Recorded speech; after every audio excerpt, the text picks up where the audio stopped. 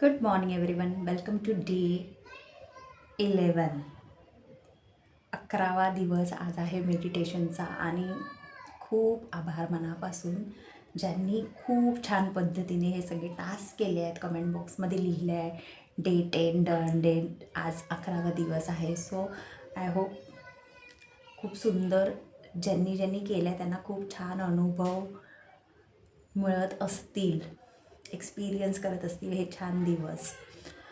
आजचा आपला टास्क असणार आहे 11व्या दिवसाचा, की तुम्ही ज्या लोकांसोबत राहत आहे, तुमच्या घरातले फॅमिली मेंबर्स असो किंवा तुमच्या वर्कप्लेसवर,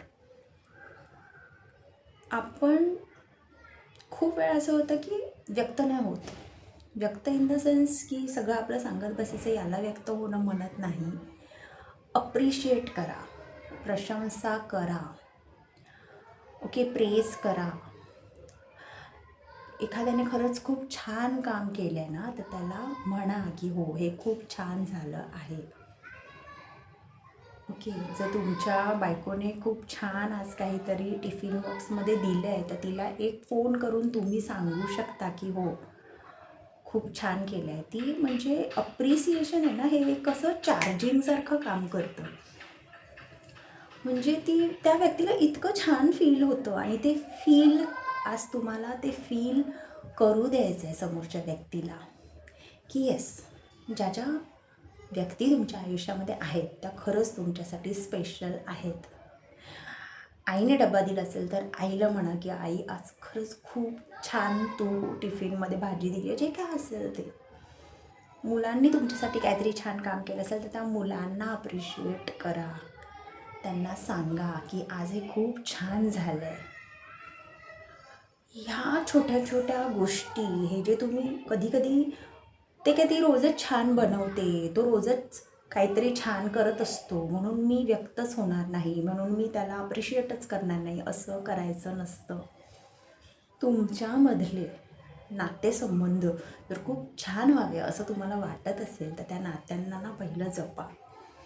जपा इन द सेन्स त्या छोट्या छोट्या गोष्टी जेव्हा तुम्ही त्याची दखल घेतली जाते ना, तेव्हा समोरच्यासाठी तुम्ही नाही इमॅजिन करू शकत. तरी म्हणजे तुमचे ते दोन शब्द खूप सारी एनर्जी देऊन जातात, काहीतरी करण्याचा उत्साह देऊन जातात. सो कोणी असू दे, तुमच्या हाताखाली काम करणारे तुमचे ज्युनियर्स असू दे, त्यांना देखील जर त्यांनी एखादं काम चांगलं केलं असेल तर ते अप्रिशिएट करा. दरवेळेला पैशांसंबंधी जेव्हा तुम्ही काहीतरी देता तेव्हाच तुमची एनर्जी बूस्ट वगैरे होते असं नसतं. तुमचे दोन शब्द, तुमचे दोन छान शब्द देखील समोरच्याला खूप छान फील येतो त्या शब्दांनी आणि त्याचा दिवस छान होतो. आणि जेव्हा त्याचा दिवस छान होणार तेव्हा तुमचा ऑटोमॅटिकली सुंदरच होणार. सो इथून पुढे 21 दिवसापर्यंत किंवा 21व्या शेवटच्या दिवसापर्यंत आणि इथून पुढे नेहमी लाईफ टाईम एक लक्षात ठेवा, ज्या ज्या छान गोष्टी आहेत ना त्यांना छान म्हणा. तिथल्या तिथे ती पोचपावती द्या समोरच्याला, की त्याला जेणेकरून खूप छान वाटेल, बरं वाटेल. इवन थँक्यू, खूप सारी लोकांना मी बघितलं, किती मोठं काम करा त्यांचं, एक मी आभारी आहे, थँक्यू, तुम्ही माझ्यासाठी हे काम केलं, हे देखील म्हणत नाही तर काय झालं केलं तर, असं नसतं. त्या एखाद्या व्यक्तीने तुमच्यासाठी वेळ काढलेला असतो, ते काम करून दिलेलं असतं, तर ॲटलिस्ट ते दोन शब्द हे गोल्डन वर्ड्स ठरतात आयुष्यात.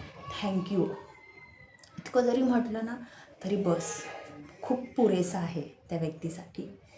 सो छोट्या छोट्या गोष्टींना अप्रिशिएट करा, आभार माना सगळ्या गोष्टींचे, निसर्ग अनुभवा.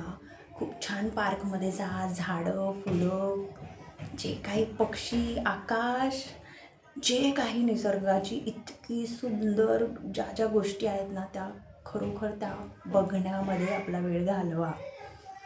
निसर्गाचा भरभरून आनंद घ्या.